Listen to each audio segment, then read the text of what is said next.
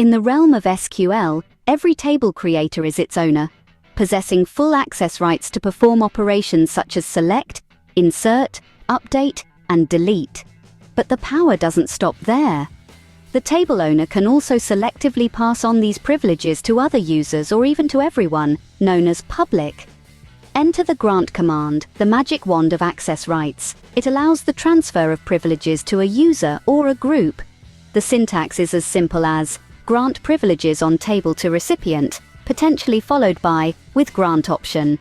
The privileges that can be granted range from all, encompassing every privilege, or a specific list, such as select, insert, update, with an optional list of columns, or delete.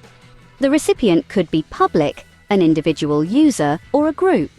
The with grant option allows the recipient to further transmit the privilege. For example, grant select on product to public or grant insert, update on product to Toto.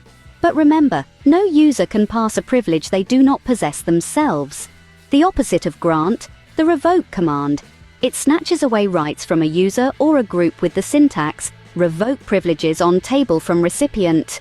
Remember, with great power comes great responsibility. Happy managing!